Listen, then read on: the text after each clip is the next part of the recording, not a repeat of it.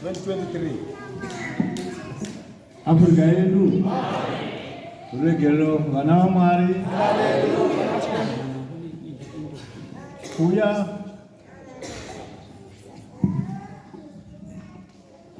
kwataita kuno kuya kwataita kuenza leno takauya kuti tibatsirane nemi iwile kuita kunana na mwina pane mashoko amakanzwa kama ritlawa mungamatwa ari ngotaurika muchechi ndoa valavuleka kwekerekeni vamwe vachishaya kuti zvinotonamata sei vamwani vakavapfumala kuita zvikhongeresa kuii tokanganisa vamwe kuti havachazwisisi kuti tofamba sei zvikanganisa vamwani vangavatwisisi kuzvifambisa kuii saka tauya kuti tikupei maitikiro akaita zvinhu sei wile kuti amunika maendlekelo angaendeka svilo zvamakangonzwa zvichitaurwa muchechi leswi mungazvitwa maheveheve akerekeni nokuti vamwe vanozvitaura napadivi hikuva vamwani vatavulavula hilarhevele vokukanganisai pamusoro pokunamata kwenyu zvimuona ekukhongela kamwini toda kuti kana takuzivisai mukaziva maitikiro akaita zvinhu hi lava ku loko se hi mutivisa mutiva leswi nga endleka zvinoita kuti muzive kuti muchinamata makadii swi endla ku mutiva ku mi swi khongelisa ku yini zvirege kukanganisai eku swi nga mi kanganyisi saka tichakumbira general secretary weVAAPOSTORA Apostolic Church hi ta kombela general secretary weVEAFRICA Apostolic Church kuti ativerengere zvakaitika zvacho eku a hi hlayela leswi swi nga endleka kuti mose muzvinzwe eku hinkwenu mi swi twa muzive kuti zvakafamba sei mutiva ku swi fambise ku yini kana pozosvika vamwe vanotaura zvisirizo loko ta fika van'wani lava vulavulaka swo ka swi nga hi swona moziva kuti aiwa izvi handizvo izvi tiva ku hayi leswi a hi swona leswi kudzaya Jehovha sa Jehovha kudzaya Jehovha sa Jehovha Afrika yedu Afrika yedu The African Apostolic Church VAAPOSTORA Africa the African Apostolic Church VAAPOSTORA VAAFRICA 21 May 2023 21 May 2023 chizivisa kuapostoli vaAfrica pasirose soka vaapostoli vaAfrica misava hinkwayo pamusoro pechimiro checheche heseni ka mayimo a kereke nezvakabuda kumusangano wevatungamiri wenungo rwawakatumwa na leswi swi nga huma ehlanganweni wa xikwembu wa nhlangano wa livimbo la Afrika Board of Trustees kuchivu lechivu nemsilesondo hi siku la soto 21 May 2023 21 May 2023 tinokuzivisa kuti hamutivisa eku takaita musangano wevatungamiri werungo rwawakatumwa hi endlile enhlangano wa varhangeri wa Paul Mozha wa Afrika nomsilesondo 21 May 2023 hi siku la 21 May 2023 apa pakauya vatungamiri vanosvika zvinhu zvitatu 3000 kutile varhangeri va ringana ko 3000 pamusangano uyu ka nhlangano lowu vaida kunganzwa mari yekugadzirira misangano yechilayini a ku la ku hlengeleteliwa mali ya ku lunghisela ekunwa pasika uye nekugadzirisa zvinonetsa mucheche na ku lunghisa leswi hluphaka kerekeni vakakonzerwa naiva bhishopu chakawa na leswi swi nga endliwa ni bishop Chakawa naiva bhishopu siya muzhongo na loyi a ri bishop Siya Mzhongo nevamwe vavo na van'wani va yena mushure mekuyambirwa kakawanda ndzhaku ko tivisiwa ko tala ngopfu kuti vasaite misangano muchivande eku va nga endli mihlangano xitumbe vachikanganisa bhishopu ekeimasho va nga va kanganyisa bishop AK Mwasha ivo vakaramba vona va ala vachipfuurira mberi va ka va ya mahlweni vachironga zvinokanganisa cheche va ka va endla leswi onhako kereke cheche yakazonyanya kukanganisika kereke i tlhe ta nyanya ku onheka ngopfu vatendi kereke chinhu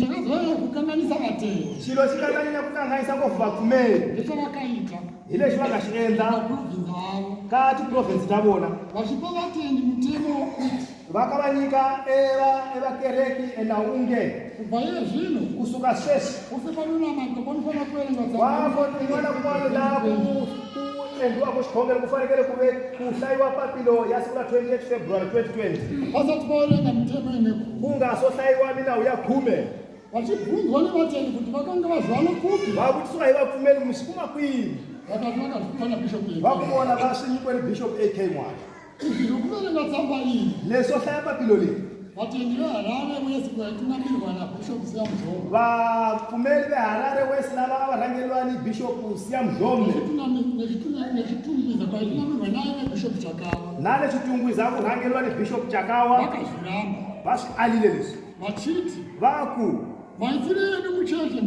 maendlela hina kerekeni iyaku loko kwina leswi nga cinca swi ni general secretary Bishop Juru na chairman Bishop Tafa ko leswi huma kwini leswi a hi swi pfumeli va ku le Zangama a bohela Bishop AK Maja ubyelile vafundhisi na vapfumeli lava a va ri ke hlangano siku la 13 May 2023 akuti kereke setinhalo leswi swi endlile ku vahluphana na vafundhisi va ri kona xin'wana xilo xi nga onha vapfumeli kerekeni i machumele lama nga endla Chakawa na siya Mzhombe usoweni nga endliwa ka mfundhisi Matenga kugombe le bohela hi siku ra 20 May 2023 siya Mzhombe u chumayelile a byela vapfumeli aku Bishop AK yanga nyikwa kereke imurhumiwa kusuka sweswi yena nga archbishop hayi swa boti wa yena Ngoni anga yena ne vanji a fanele va rhangela kereke leswi swi nyanyile ku onha vapfumeli kereke hinkwayo hikuva a se tshama va twa Bishop Ngoni aka ku yena u lava ku rhangelela kereke kambe ku endla ntirho wa ku tshungula Chakawa na yena u chumayelile aku aku nhonga ya Bishop Ngoni ya Mbobo a yi fanekelanga ku tirhisiwa ku vekeriwa henhla ka vanhu kumbe ku va tlhava hi yona hikuva a hi swona leswi endlaka ku hlangana na vaapostoli va Afrika vakwe va tivaka va endla mbobobo vavasati hi yona lexi xi nga hlanganisa vapfumeli i xako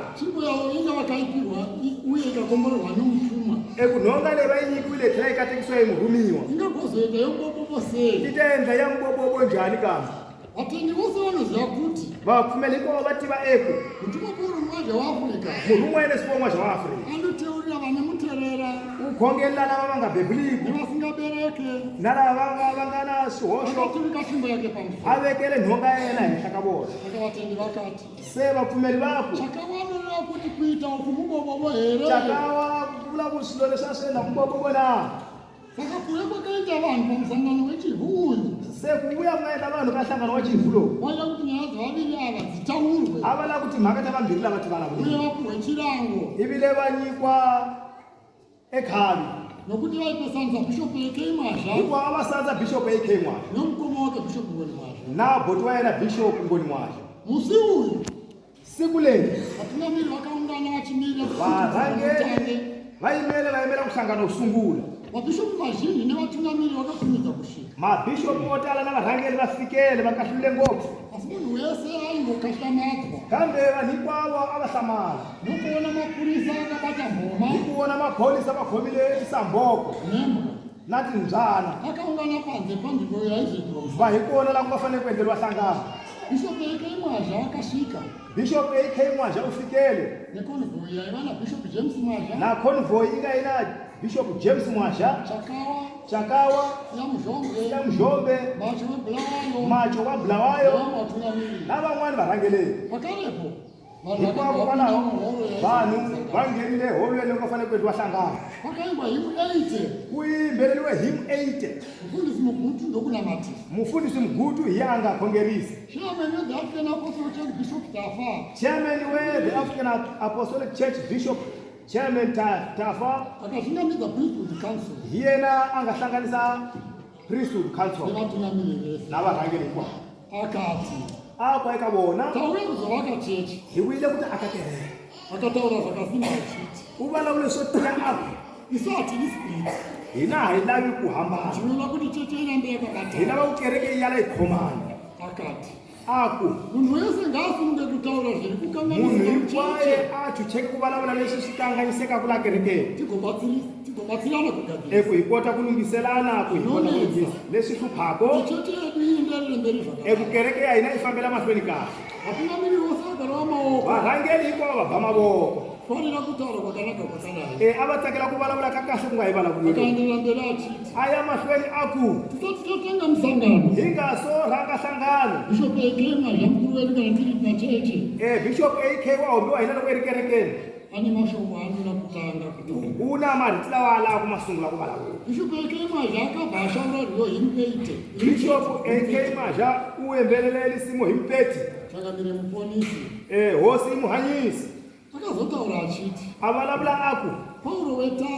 Paulo wetaso aifamba na Barnabasi asi pakati pavo pakamuka kusamboana mara phakati ka vona ku pfukile ku ka va nga twani Paulo achiti ngatisiye John Mark Paulo akaku a hi siyeni John Mark mutanga ngodzokera shure hikuva u na nga vuyela ndzhaku Barnabasi achiti ngatimutore Barnabasi akaku a hi mutekeli nokuda kwokupesana uku kambe ku rhandza ka ku hambana loku Paulo akatora Silas Paulo a teka Silas Barnabasi akatora John Mark Barnabasi a teka John Mark Bishop Ekemaja Bishop akaenderera AK mazha a ya mahlweni aku pane zvaakutoitika Paulo aku ku na leswi humelelaka la ini ndaakubuda panze nesango mina se na huma handle la papila vanhu ndatsanda monditevera lava lava ku papila va ni landza tonoita musangano wedu panze hi ya endla nhlangano wa hina le handle ini mosarawo muchita wenyu n'wina musala wo ku ta mu endla nhlangano wa n'wina na van'wana hatidi kutukana a hi lavi ku rhukatelana hatidi kulu a hi lavi kulwa pakaita mwakati ku endle mun'wana a ngetele ingapana akabhora matsamba aku ku hava la nga ala papilo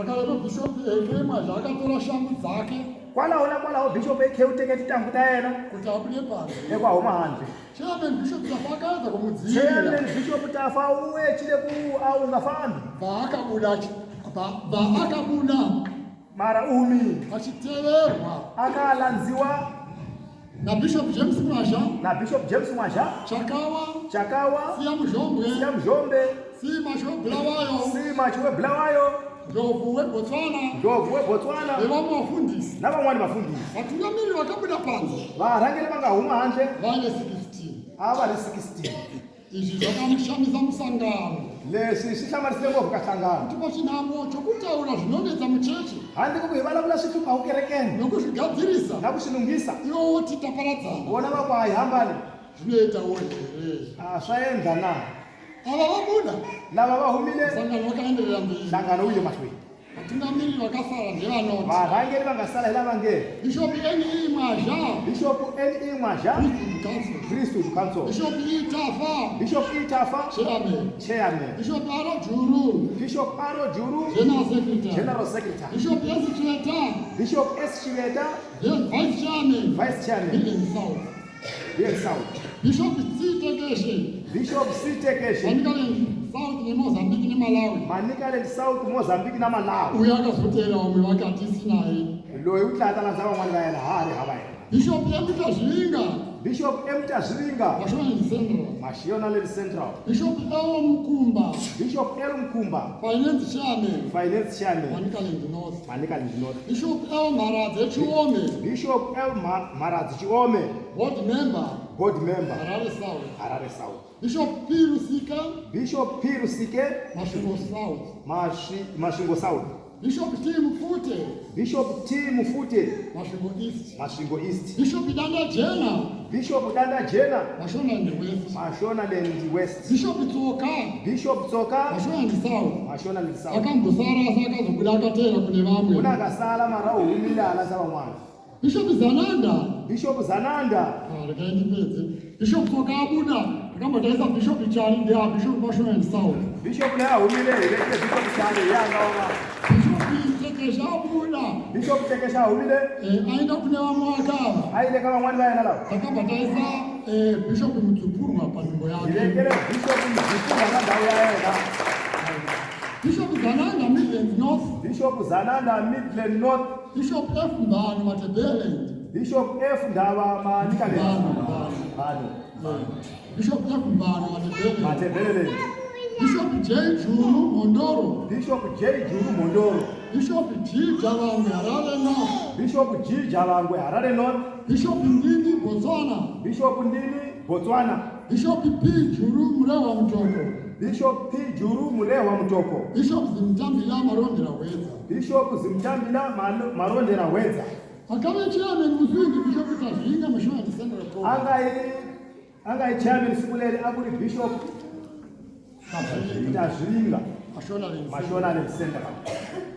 Pakatanga mkwiwa nguva yakuti vatungamiri vakanga vasara vataure muono wavo. Uyi kwekari weku varhangelera vangasele vanyika muono wavo. Vane zvakanga zvaitika. Alesvi asiendlekile. Mabhishopu ndivo vakatanga kutaura nemuono mumwe wokuti mabhishopu vasungula kuvulavula hi xivono xin'we xingene. vabuda ava lava nga huma lava varasika valahlekile. vachibva padzidziso yemutumwa vanga vasuka ka dyondzo ya murhumiwa NSPO swa Afrika. vanhu vakazotaurirana kuti vanhu vate va ta vulavulelana eku zvespiriti mucheche kwete swa spiriti kereke na hi xilavi uye cheche ndiyo mutumwa paumadhe waafrika kereke ya murhumu wa NSPO swa Afrika. ndiye vatinotevera yena hi landza ku yena hatitevere ngoni mazha hayi landzi ngoni mazha hatitevere bishop AK hayi mazha landzi AK mazha hatitevere bishop mazha hayi landzi Bishop James mazha ava vasinhume lava varhumiwangi vasivana vomutumwa kambe vana va murhumiwa vanofanira kumira pabasa vafanele raakatumwa vaima ka tilo va nga nyikiwa xikwembu. vana vomutumwa vari mucheche vana va murhumiwa va nga kerekeni lopriesthood council va priesthood council uye vana vamwe ivile vana va xikwembu vanotitungamirira va hi rhangeleta tichitevera hi ka hi landza kana vari mune zvakarayirwa nemutumwa loko va ri ka leswi swi nga vuriwa hi murhumu wa NSPO swa Afrika. bishop yakemwa yatinomuda Bishop AK mazha ha mu rhandza ngaadzoke a tlhele titaurirane hi vulavulelana kugadzirisa na zvinonetsa ku lunghisa leswi hluphaka tonamata tichienda hi mberi khongela hi ya mahlweni. musangano wakatenderana kuti nhlangano wu kheselane ku hatingarege kunamata a hi nge tsiki ku khongela nekuda kwezvaitika i mhaka leswi nga endleka leswi tinongopfuurira mberi nokunamata ya mahlweni na ku khongela. uye hatidi vanotaura zvakaipa pamusoro council a hi lavi lava vulavulaka swo biha ehenhleni ka priesthood council zvatisingadi leswi hi nga xi laviko kuti vanhu vanopesanisa vana i vomutumwa vanhu lava hambanisaka vana va murhumiwa nokuti hatidi split hikuva a hi lavi split. saka kubva nhasi So kusuka nyamutlha we say no to split we say no to split. pamusangano vakatenderana kuti enhlanganweni va kheselane eku isu hatidi split hina hi lavi split. uye tinotenda kumutumwa pauruma zvavo ivile ha pfumela ka murhumu wa NSPO swa Afrika. permanent head of the African Apostolic Church The permanent head of the African Apostolic Church. hatitevere bishop ngoni mazha a hi landzi Bishop Ngoni mazha hatitevere bishop AK a hi mazha landzi Bishop AK mazha hatitevere bishop James a mazha hi landzi Bishop James mazha takatenda hi pfumele uye tinotevera ivile ha landza mutumwa pauruma zvaafrika murhumu wa NSPO swa Afrika. mabhishopu kumaprovince mabhishopu ka tiprovince vanoisa zvinhu zvose zvecheche kubhodi va vekela swilo hinkwaswo swa kereke ke board iyo zesawo mberi kusvika kumutumwa yonavo i vekela mahlweni ku ya fika ka murhumu wa NSPO swa Afrika. cheche hatungamirwi neumbindinoga kana kuti kereke a yi rhangeriwi hi ku tiendla wena. vatendi vapfumeli vakashandisa social media nenzira va isiyo tirhisile ti-social media hi ndlela yo ka yi nga ri yona yakaita sokunyomba ku fana na ku vhukatela kutuka na ku vulavula swo ka swi nga ri swona kupesedzera mhizhonga na ku sundekela ku vanhu va kota ku hambana kukuma vanhu uroyi na ku byela vanhu ku vona va loya nokuti mutumwa wecyber security act hautendere izvozvo hikuva nawu wa cyber act a wu pfumeleli swona sweswo.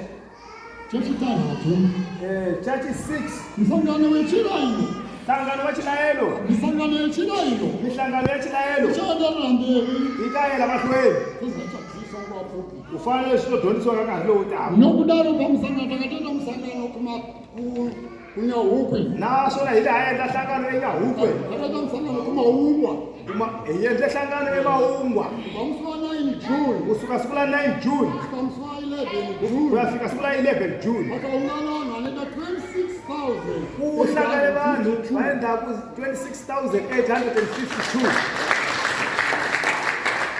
hatungamiri vari tiri mari dzose dzezvirongwa zvavanouya nadzo varhangeri kwavo va humese timali ta swilongwa leti a va vinela tona midziyo yechirayiro vatenga imwe mitsva swo ku tirhisa swa chilayelo hi ka xava swin'wana swintshwa midziyo iyi takatotenga zvokuti pachirayiro chatakatanga ndeyatakatoshandisa swilo leswi hi xavile hi swo swin'wana swin'wana hi nga swi tirhisa tatoida kutenga AK mota. La ingala bakushayela kona Bishop AK movha.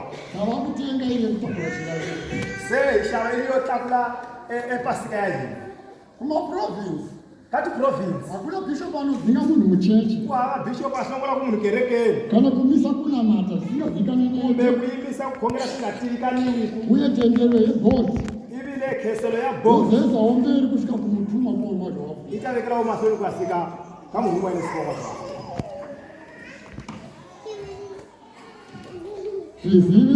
Zvitiviso. Harare wesi yakashinamirwa naye Bishop Siam Zhombe. Harare wesi nairangirwa ni Bishop Siam Zhombe. Yakashinamirwa na Bishop Zhombe. Zvese seirangirwa ni Bishop Zhombe. Chitungwizi yakashinamirwa naye Bishop Chakawa. Chitungwizi yairangirwa ni Bishop Chakawa. Yakashinamirwa na General Secretary Bishop Chakawa. Zvese irangirwa ni General Secretary Bishop Juru. Kutawa negumano reHarare nechitungwiza. Kutawa na hlangano wa Harare chitungwiza. Nemaguta nemato akapoteredza. Nati ndau leti tingahenzeleka. Gumano rakaitwa 27 May. Lingaendwa siku la 27 May. Rakaitwa tikaungana nevanhu 10,000. Ndiwe hlangana navanhu 10,000. Matebelendi province yose. Matebelendi province hinkwayo. Yakutumirwa na Bishop Mbani. Irangirwa ni Bishop Mbani. Botswana yose. Botswana hinkwayo. Yakutumirwa na Bishop Ndini. Irangirwa ni Bishop Ndini. South Africa yose. South Africa hinkwayo. Yakutumirwa na Bishop Dera na Bishop Mzhombe. Irangirwa sweswi ni Bishop Dera na Bishop Mzhombe. Vanoda kunzvambizere. Navana vokuti vasingatala. Fonera Chairman Bishop Tafa. Nifonera Chairman Bishop Tafa. General Secretary Bishop Juru. General Secretary Bishop Juru. Vice Chairman Bishop Estreta. Vice Chairman Bishop Estreta. Wenyu Munashe. Wamwina lwahanzekako. Bishop Ara Juru. Bishop Ara Juru. General Secretary. General Secretary. Kukai Jehova. Kukai Jehova. Nokudaro tinokuzivisai. Sei makaya sweswi hamutivisa.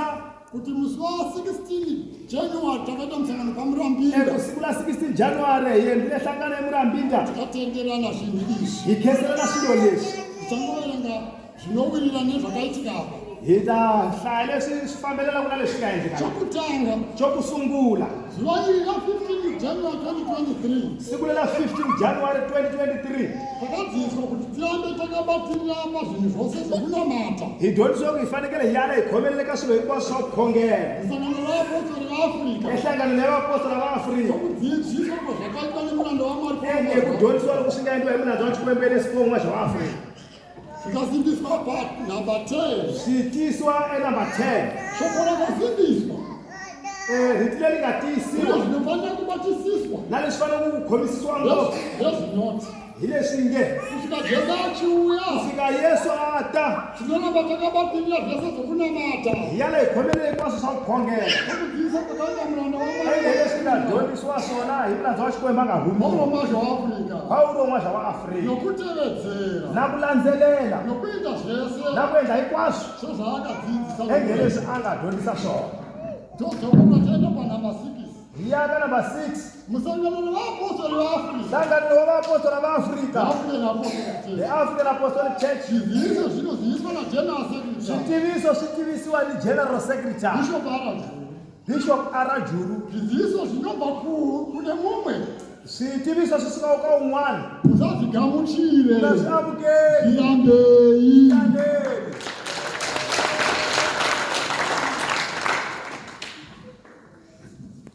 Afrika yedu. Uregerero vana vaMwari.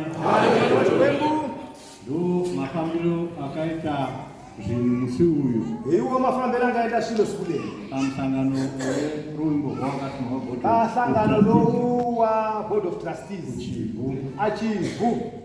Saka ndo pamunoona pakatanga zvamanga muchinzwa Hi kona la mona ku nga sungula leswi a mu swi twa. kuti muone kuti pano kupatsanurana Ku mu swi vona ku se ku na ku Ndopamunoona pakatangira team package. hi kona ku nga sungula team package. Saka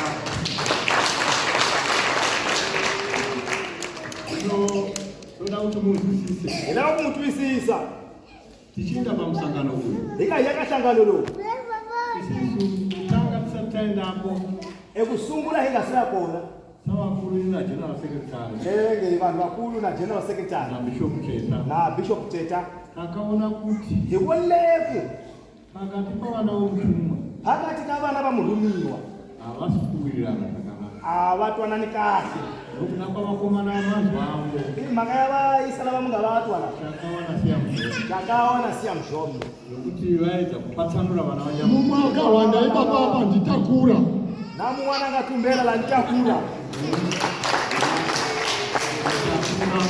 takura uyo aiprofita zvinopesanisa vana vanyamusi loyi aprofita leswi swi hambanisa ku vana va munhu saka takaedza kutaura nepriesthood council hizamile ku vulavula na priesthood council kuvula bishop Ngoni Mwaja kuvula bishop Ngoni Mwaja bishop Alfred Kushamisa Mwaja bishop Alfred Kushamisa Mwaja na bishop James Mwaja na bishop James Mwaja ngati vakuru venyu hikuva kuri ka hina kupesana kwenyuku kunokanganisa vatendi kuhambana kamwe na loko ka onha vapfumeri taida kuti tigare pasi nemi savakuru vedu a hi lava ku hi tshama hansi enge n'wina mumakulu ka hina kuti mutaurirane mugadzirane ku vulavulisana mi kota ku lunghisana rege kuti kana tiri pachechi toona kupesana kwenyu ku loko hi ri kerekeni hi nga nambi hi vona ku hambana ka n'wina vose vakabvuma izvozvo hinkwavo va pfumele swona sweswo ndokubva vatipa date rataifana kundovavona va hi nyika date leyi nga fanekele ku ya va vona isati taenda kuchifu hi nga se ya chifu asi chakazotishamisa kambe lexi nga hi hlamarisa takazofonerwa nabishop AK Mwaja hi tlile ta foniwa ni bishop AK Mwaja vachiti sorry zuva ratakakupai kuti muuye akaku sorry siku ila hi nga mi nyika ku mi vuya zvimwe hatina kutarisa zvakanaka ndiri zvandiri kuita a ni nga cukangi kahle ku na swin'wana leswi nga ni endlaka saka chirega tirozviitira pachifu se tsikani hi ya swi endlela echifu saka tichisvika pachifu loko se hi fika la chifu kunyange paiunganzwa mari yechirayiro hambi leswaku ku nga endliwa mali ya pasika ndakanga tine shoko rokuti tichagara pasi a yi nga riti la ku hi ta tshama hansi togadzirisa nyaya dzapakati pavana vomutumwa kuti vaite hi lungisa timhaka ta vana va murhumiwa eku va twanana uyezve kuti tirange vakomana ava zvavakanga vachiita naku nakambe hi ta kota ku nyika khavi lava vafana va nga endla leswi ka swi nga twiseki kupesanisa vana vomutumwa na ku hambanisa vana va murhumiwa vachiparidza mwana womutumwa va ka va chumayela mun'wani n'wana wa murhumiwa bishop Edward Ngoni Mwaja bishop Edward Ngoni Mwaja vachivaparidza pamberi pavanhu ivo vasi va ka va va chumayela mahlweni ka vanhu asi vamwe vaviri hava varipo kambe na van'wani vambirhi va kona pasina kana chakaibatika kutsivura vanhu ava ku yi hava leswi swi nga endliwa ku tlherisa vanhu lava saka chechi rose rakabatikana nazvo chechi kereke hinkwayo yi khomekile hi swona saka taida kuti tigadzirise zvinhu a hi lava ku hi lunghiserisa swilo sweswo kuti vakomana ava varege kuramba vachiita ku va vana lavaya lava nga yi gradi leyi taida kutovapa chirango a hi lava ku va nyika khali saka zvavakanga vatitosangana tozviita pachivu takazvitwarira leswi a va te hi lava ku swi endla chivu na hina hi swi tsakelile tikati hatozviita vatungamiriri varipo hi ku hi ta swi endla varhangeri va ri kona ino tasvika pamusangano iwoyo loko se hi fikele ka nhlangano walowo zvakatishamisa swi nga hi hlamarisa ndechekuti isi tichida kuti tigadzirise izvi hina hi ka hi lava ku hi lunghisa swilo leswi ivo vakati pani zvandoda kutanga ndataura vona va vula leswi na ku sangula ku ni vulavula tisati taita zvimwe zvokusangana hi nga swo endla hinkwaswo swa nhlangano leswi takashamisika zvava sei hlamariso ku se ini swi la ku vulavuriwaka saka makazwa mashoko andakataura hi yo mhaka mutwile marito lawa ni nga ma vulavula ini ndaitarisira sokuona kwaita chechi rose mina ni cukela hi ku vona ku nga endla kereke hinkwayo kuti ngatitaure zvinhu zvinonetsa a hi vulavuleli swilo swi hluphaka togadzirisana hi lunghisana kufamba zvakanaka muchechi hi famba kahle kereke nokuti zvinhu zvinogona kuipa hi ku swilo swa kota ku onheka asi vanhu vanotaurirana kambe vanhu va vulavulelana vachigadzirisana va tlhela va lunghiselana takashamisika hi hlamale ngopfu tonzwa bishopu AK Mwaja hi twa se bishop AK Mwaja vakutaura zvaPaulo naSilas va ka va vulavula swa Paulo na Silas kupesana kwavo swa ku hambana ka vona vakazoti apani zvakutoitika va ku a ku ni se swi endleka kona saka panowo takupesana se na laha na hina se hamba ina kuda pazviritsamu hina se na huma na papilo hina ndo tine nyaya yetsamba here hina mhaka ya papilo nala ingati tine nyaya idzi hina mhaka leyi hi lava ku pfunana leyi kutsamba yazo mukapapi se papilo i pfuke kwila Ungakustiwe boys. Ivakonana. Kuda kwetsambai. Iti makata papilo. Ndiyo yakaita kuti tipesane neBOT. Iyo ingaenda kuihamba na BOT. Ndoda kuti vanhu vose vari kuno. Hikuva vanhu ipo vakatholele. Vanoti ndakakutsambai. Vapfumela papilo. Ko akairamba zviya. Langa ala imani. Iyo ndikakubvunza iwe munose muri pano. Loko nomubudisa kumuna ikweni mingana. Makambotipa wewe shoko isusa vatungamiri venyu. Munanga inikawo riti naku enge varangeri vamwe. Iwe hamudisa pa 28 February. Mwina hamudai papilo ya 28 February. Makatipa shoko. Isuo hatina shoko ratakamugamuchira. Nai havazvipileli ngani amukera Chechi rose. akereke ikwayo. Vanhu vaiti hatishandi tsambai. Yavanhu lava nge hinai papilo. Saka ndo zvakaita kuti tisabuda. Iso singaenda kunyika huru. Taona kuti haisi nyaya yetsamba. Iwone ai mhaka ya papilo. Vari kutiza nyaya. Vatuma mhaka. Zvatoda kuti tigadzirisane. Leswi hinava kuhilungisa. Zvinenge zvifambe zvakanaka. Kereke ifamba kahle. Asi chatakazoona pasure. Kambe lechika chimwana nzako. Ndechekuti vanhu havaya vanourongwa havo. Vanhu lava havahina kulongwa zvavona. Saka vasina kuda kuti tigare pasi. Iyo mhaka vangalawandi kuhitshama hasi. Nokuti takazokanwa navakuru vehurumende. Nguva yetileita vitaniwa hivakulu vafumo. Vachida kunzwa kuti kochi chakaitika. Vakavala kutiwa kuini chinaendleka. Vakati vakaedzawo kutaura nabhishopu ekemwa. Vakuvazamira kuvalaura nabhishopu ekemwa. Kuti vauye tigare pasi.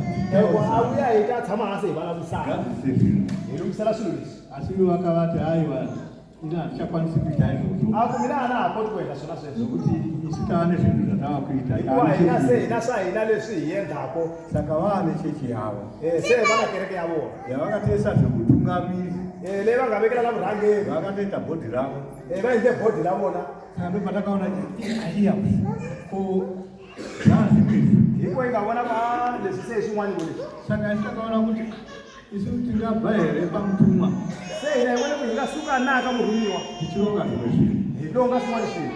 Isu tinorambira tiri pamutumwa. Hina hi yana hi ri ka murhumiwa. Pane zvakataura. Pane zvakavulavula. Saka ndo patiri.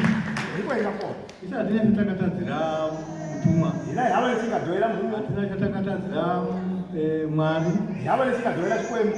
Kana ivo vana bhishopu eke Hamuvona bhishopu eke a hi tsandzanangi na vona. asi ivo ndo vakati vabuda. Vona hi vona va ngete va huma. Vakati sara henyu zvakanaka. Va ku salani kahle.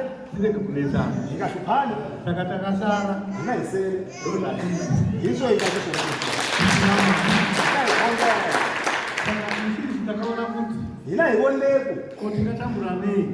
Hi nga hlupheka yini na? Nokuti mutumwa korumwa zvaafrika mupenyu. Hikuva murhi umwe neswon'we zwa Afrika wa hanya. Aripo. U kona. Mwana mumwe chete akasara mutumwa. N'wana mumwe la nga sala wa murhumiwa. Ainesu. A hina hina. Bishopu ngoni mwake. Hi bishop Ngoni Masha. Asi ivo vaida kuti vapomere mhosva. Vona va lava ku va nyika mhaka. Kuita sokuti bishopu ngoni mwake vanoita chechi. Va endla ngopfu leswaku bishop Ngoni Masha u endleke hena. Nyamba handizo. Asi a hi swona. Bishopu ngoni mwake vakasunungurwa nomutumwa. Bishop Ngoni Masha u chuchiwe hi murhumiwa. Kuti vauye muchechi. Ku va ta lomu kerekeni. Vakanamate navo vai Tsanangudze. tsanangudzo nabishopu. Bishop Ngoni Masha. Bishop wa Masha. Manya kwatsamba ndipo kamwana ndakara zvakanyanya chaizvo. Lava kusula upapila ngete hi lahlekile ngopfu. Ndo paari kumanira ipapo. Hi kona lava tsutsuma ngopfu. Hongu. Wakange watsamba 28 February 2020 anga ari kwamarangi. Laha ku nga tsaliwa papilo 2020 yena a ri ka marangi. Asina mata ikoko. Aka a khongela kona kwale. Anga akarasika zvakanyanya. A lahlekile ngopfu. Cheka ndikudzi. Hi mani ni mu byela. Musi wa 19 March. Hi siku la 19 March. Tadedzwa nemutumwa. Hi vitaniwe hi murhumwa. Takaerengerwa tsamba iyi. Hi hlayeriwa papilo leyi. Musi wa 20 March. Siku la 20 March. Vamwe vakaenda kunoona president. Van'wani va famba va ya vona Musi wa president. 21 March. Siku la 21 March. Tadedzwa nehurumende kwatsanangurira zvakazvaitika musi wa 19 Hi March. mfumo leswiya swi nga hlamuseriwa. Musi wa 22 March. Siku la 22 March. Kukave nemusangano webhodi kuchivhura takatarambidzwa Ku va na nhlangano wa bodi echivulo hi nga aliyo hi nga endli. chitibatai vanhu kubva musi wa 23 Hi March. khomeni kusvika 23 March. 23 March takaenda kwamudzidzisi. 23 March hi yile ka mudyondzisiwa. Tina Bishop Ngoni Masha. Hi na Bishop Ngoni Masha. Tafika ipapo. Hi fikele kona kwalaho.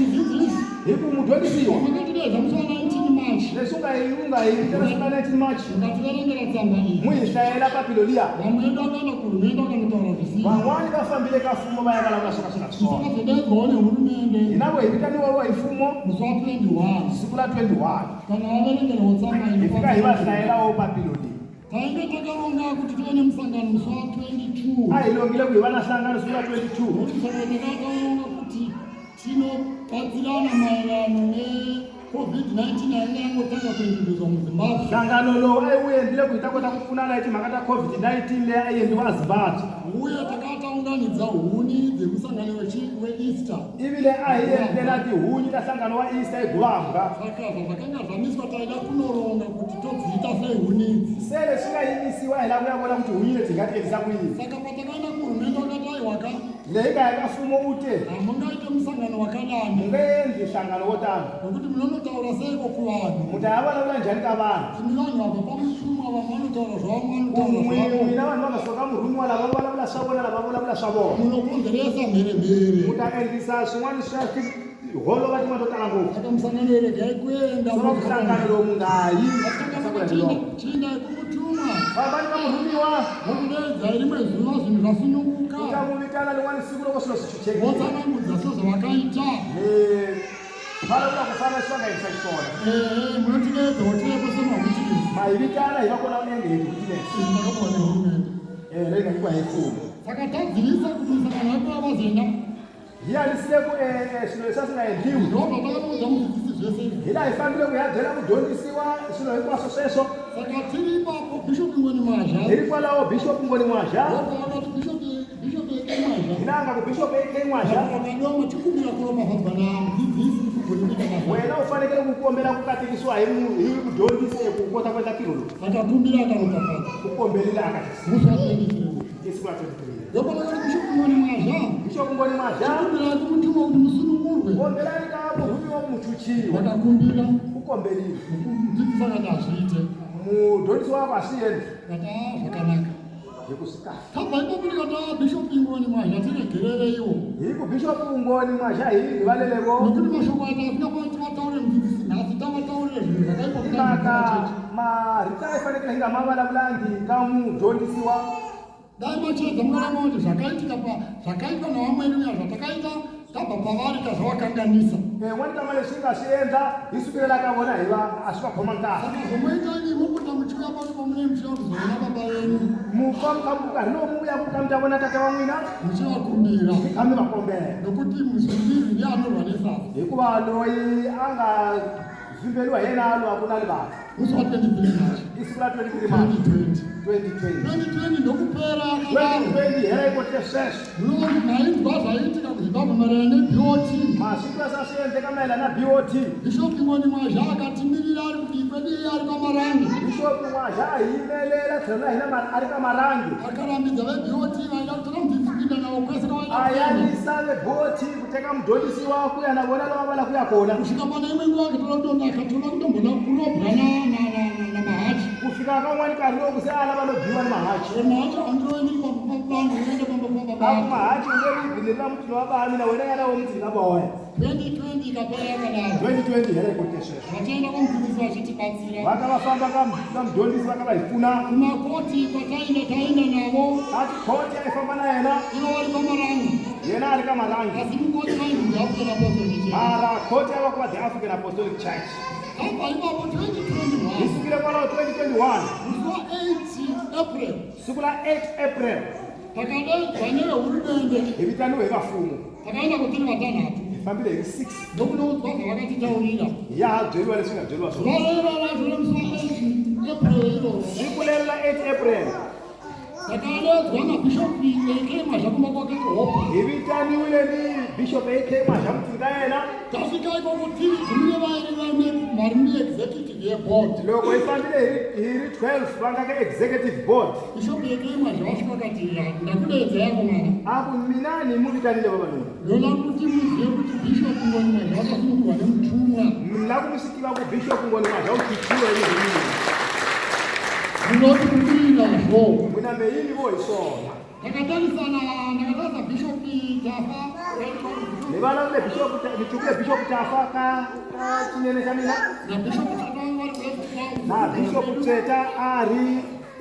ka left kamera kufana sithamisa kushona takatarisa langutani noma ndataura ini ndichiti nivalavula mina ninku isu hina apana tatinopikisa tinobva kumutumwa hava lexi hidwa kuna chona chisuka uka murhumiwa izwi ra nhume izwi ra mariti amurhumiwa imariti mashika tikatosimbura kuti kuteedza bishop ingoni mazha isuka isakura kumukhaula bishop ingoni mazha tapedza kuitwa bishop ingoni mazha isukile kwalaho hetile vakati ndandikuudze kusunungurwa kwandakaitwa vakutsikani mujela kuzvizvaro kuti kaya ndanga ndinoenda kamudzidzisi madzose ani yaka mudhondisi wakari ikwawo asi musuke wandakazoenda kambe siku lelikata ndiyafamba sepede pane ndinoona engerisa ndifamba khanyana vavona ivo ndo vakati vona hivona vangapo mwana ndokusunungurwa uchiuya una matekubatsire munun'una wako apo mwana wa mina nina vakuuya utachuchiwa kupfuna nzisana ya wena ubatsire basa kamari muchese kumkombe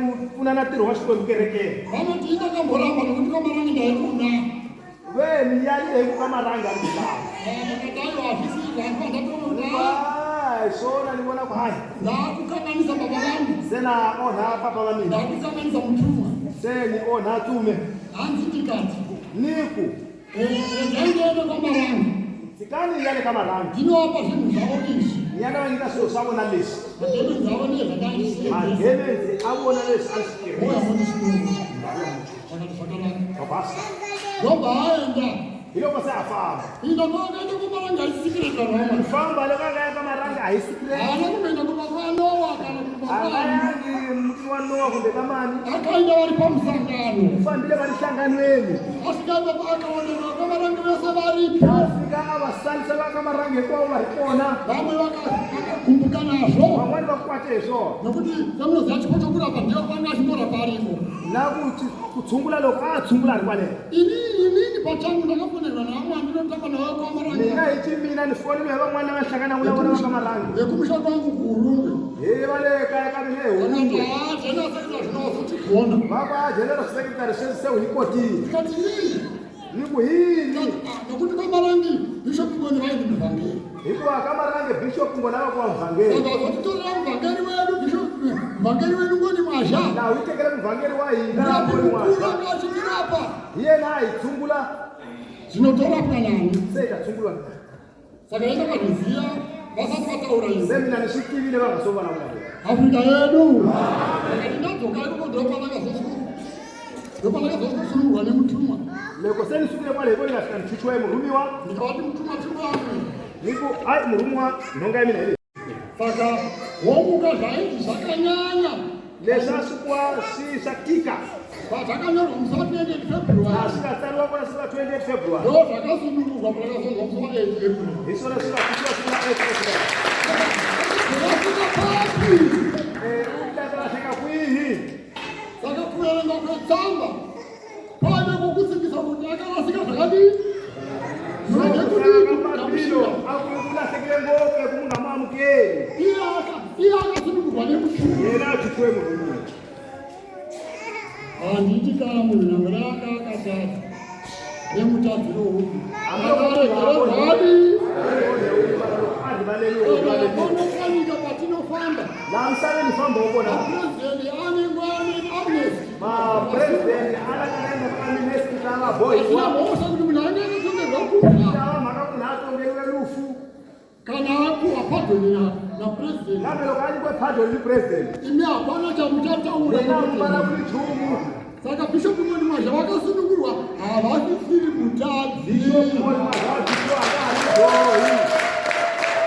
kuruzienokuringirwa vakadii urege mujela esangachiswa uyezve nanakambe dai shoko iri rakauya semauya akamboita mani aliwile mabuyelo alawo zvino rakauya naye bishop seitile naye na bishop ak maja saka vava kuti zvenhasi kupamawo vakarasisa seva kungamuta bhondwa hatidi kusanganiswa pakurengana kwavo haina kudhivaniswa kemizonda yakamona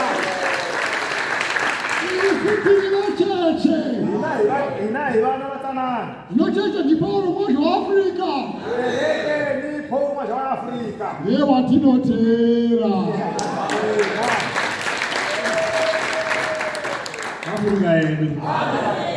Apa tikita kuti pane zvinotaurwa iko zvino. La nenda kuna lesivalavulo hakusesi. Vamwe vachiedza kusimbisa mashoko avo. Vamwani vakavaita kutisa madhiti avona kuti munyatsonzwisisa zvakaitika. Kukota kutwisisa leswi swi nga endleka.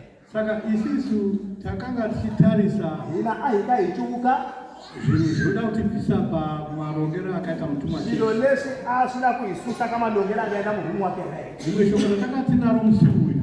Rimweni vhiti ainalona siku leri. Nderokuti inako ini vakandifonera. Mina vandifonelile. Bishop eke mwaja. Bishop eke mwaja. Vachitofonera mabishop ose. Vakufonera mabishop mamwani kwawo. Kuti kubva musi wechipiri kusuka isiku rawombiri ndovavhiki yataenda kuchivu. kuula vhiki leinga yachivu. Chechi rose vanhu vanotanga vaverenga tsamba ya 28 February. Vafanira vasangula mahlaya papilo ya 28 February. Vozoverenga mutemene. Sevatahlaya minawo yengana kumi. Tikati chii chakamutsa bishop. Chii chingamuhlupa bishop? Tikati vanhu vanokanganwa. Vako vanhu vari vacho. Tikati vachikanganwa isitakavapo sei? Vatati vana njani na hirire kuona njani? Tikati iwe. Vako wena. Mazuva ano masiku ano timatara direct. Murume wavala direct kamini. Aya mashoko mweya mutsvene. Lawa marita mweya wopedzisira. Inga makanditawo vakuruka kuti tikubatsire. Mine ndire mkulu phela kuhimkulu. Isi tuna vanhu. Hina hina vanhu. Ndinokuda kubatsirayo kuti kutuma zvingaita here. Zama kumufuna kuti zvingaendavo kenge. Zvikati kana usingadi chirega ndiite ini pachangu. Vakuloko ungasidari tsika mina nienda ichidini. Unaona kuti yakora mutoyi. Niona kwaala ungakumurho seujeni. Ndikati zvakanaka chirega ndigoudza general secretary. Hai tikati ndabvera general secretary. Bishop Juru. Kuti vagozivisa mabishop izvo.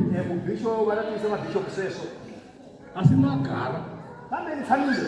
Zvinhu zvakaramba zvichitinetsa. Zvimwe lesvialeka zvinikarata. Kuti avo maitiro avo hasiwo maitiro mutuma. Maendero laiona maendera munhu. Ndakavafonera. Nevafonera. Ndikati mukuru wangu. Kulukumba. Shoko renyu randiomera. Mina ari kulamuna ndireka kuna nditikera. Kuti nditaurire vanhu izvozvo. Nekujela vanhu zvona svesvo. Tivataurira henyu imi sezvamambotaura. Mwina vajele vengere zvimunhu. Vakwanisa kutaurira mabishop. Kujela mabishop. Saka takataurisana vakazonzwisisa vakati musanyengedzwa navanhu vataurwa. Mungasisiwi vanhu lava ngavalo. Havachisiri mabishop. Havari mabishop. Hatina kuvadzinga. Ivashongolani. Vakabuda voga mumba. Mwarirai zvavakuita vakutenga vanhu nemari. Tarela vashava niti mali. Vachipa vanhu nemari kuti titeerei kwedu. Vakavaita vanhu mali kuhila nzee. Musangano wavapostori veAfrica vese vakauya muchechi. Vapostori veAfrica ikola vakavia kerekeni. Zvakanzi zvinonzi zvichanzi vanoda kupinda muchechi. Lava valava kungena kerekeni. Havambopuwa mari. Havanipiwi mali. Kana rwuri runo rwekuti vanhu vanamati. Loko kuri kuili nhanzo loku vanhu vagongera. Vadiko kupa vanhu vari kumagomo vari kuti uyai kuchechi. Loko vinyika vanhu lava ngale esipotsweni kuvata kerekeni. Vopa vanhu vari kuchechi kuti uyai titere. Mungaita vanhu vakakerekeni kuhila nzeni. Zvafanana nemunhu ari kuratidza homu mugomo. Kufanana munhu anovata. Mudomweni kwati akatogoma. Afrika yedu. Saka vose ava. Hikwavo la. Havana kudzimba nomunhu. Havashongolwa ngemunhu. Haika. Kana munhu akati ndaakubuda mamuri. Loko munhu akuna huma eka mwina. Saka heri munamata zvakanaka. Saka ndikamugongera kahle. Aoneka. Kwesitongosara katonamata. Takanganisei. Saka musazvinetse. So mungatishuu. Isingatinamate tichida mberi. Inegongelenya yamaswe. Ndo nyaya iripo iyi. Ndiyo mhaka ikapo. Kuharare uku vari kuenda namagirosari vamwe vachipa vanhu. Vakavaniketera vanhu. Asi zvino hapana chavanowana. Mara kuhalisi vati zvikungu. Nekuti vanhu vanoziva chokwadi. Vanhu vachivatizvi. Havasi kutevera. Havanani. Saka kuharare seharare aiwa vanhu vanopisa pana chamwari.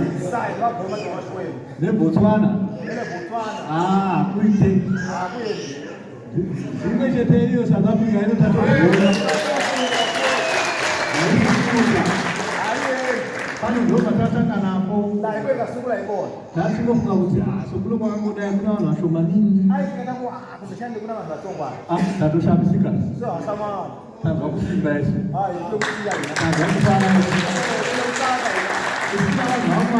Vanhu vashikwenu.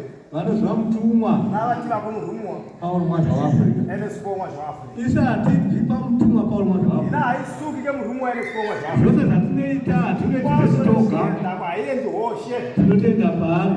Yakaenda. Iwo tipatendero. Saka batira takaenda kubva kare naye. Fana makhomera aenda kusukela khale. Kungoti haakachagoni nokutango kukura. Imaka anga akoti kuuma imaka ukuru. Haachagoni kuti afambe nesu. Anga akoti kwangafamba naye. Kana pakati lokutana.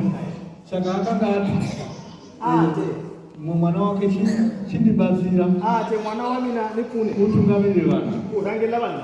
Iye akundapuwa chechi. Yena akuzikwekere. Nyamba akangodzibatsire. Nayo alifunda. Nekuti tsamba inotaura yoga. Kuwapapirira valanga iyoyo. Mutumwa wakati ava vabatsiri vangu. Kuvatela vavapfuni va mina. Vanozviziva. Ko achibishopu kwabva kupisa. Achibishopu kwabva. Ika vakapera iyo. Ndingaida. Taifunga kuti kudani vanosiya muzvombo vanongozvitaura. Ayi vasiya muzvombo tsena vasina vanadawo. Takanzwa achitaura iye pachake. Iyena akavalavula ichiyena. Kuti kana headmaster akabuda nesilabhasi. Ako headmaster loka hauma nesilabhasi. Vana vanozosara vari mukilasi here. Vana vanasara vari mukilasi ke. Asi maizwa achiti ini ndiri head boy. Kanda muntu akakumira head boy. Unowa kuti nda headmaster. Yes, we are headmaster. Nekuti head boy asi tishaka. Head boy ali teacher. Panotwana headmaster uripo. Kuna headmaster angapona. Lukana headmaster. Sena kusai headmaster. Yava imwe weyi. Wayumwani womhaka le. Isi headmaster wetu kupauro mwacho wavo. Headmaster wayo.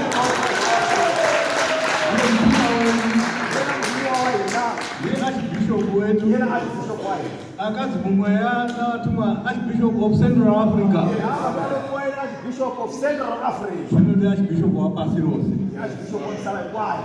Saka ndo mashoko atauya nawo kuti munzwisise. Ndo mali tinawaenda tanaona kumukota kutwisisa. Tiye tinonamata sungurukai kunamata.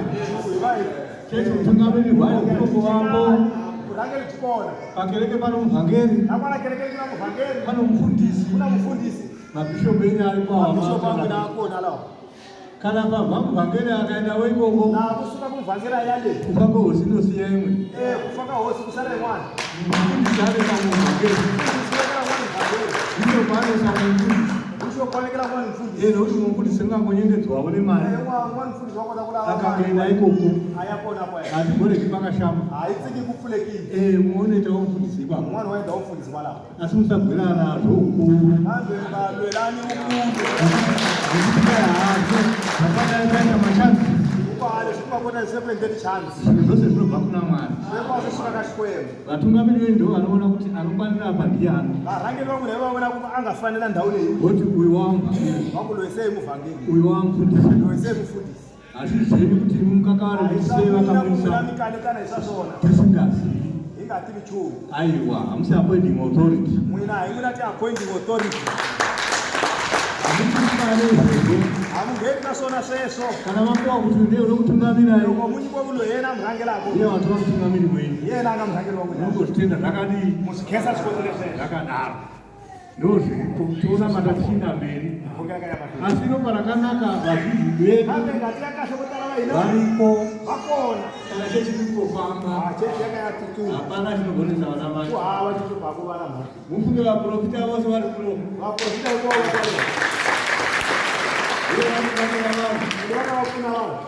Uye mabasira anoita Mwari anoita zizaro zvinoshamisa. Muchangodziona hanhu nhasi titeso. Muchangoona mabatiro aMwari pakati pedu. Muchaona mufaro pazuva ranhasi. Afrika yedu. Saka nokudaro Ipota sasa haipona tena la hizo wako. Tichaenda ku Cape Town. Ita ya Cape Town. Kwenda Durban. Ya Durban. Kufika ku Gauteng. Ya excel ile Gauteng. Kuma tadzokera kuti tine kusangana hukwe kwa. Zela kwenda hlanganweni ina hukwe alisaka. Kuna maprovinsi anenge afara handiti. loko ifuthi komshifuna ngamaprovince lawangasala tishanalongela ukuthi tisukeko kuti italonga kuikafika bole vadonsa vafane singaita sona nyamuthala laika vanhu vamwari ngatishumira chinhu chikunaambere ahikweleni chimulesi kama kwani vahina tinaivo vazizivawo zviri kunavona vashitiva lesviendekaku pakati kakereke vabatsirwe namwari vapfunwa ixikwembu tinotovakumbirira isita kuziva zvinhu hina vakombelela hina hitivakotisi udzai jehovha ulisani yehova saka munamatirawo chechi mukhongelelavo kereke munamatirawo kuri South Africa kunamata kwenu mukhongelelavo la South Africa kukhongela ka n'wina kuti Mwari akutungamirire nokuximurhangela murambe murikugwarira yala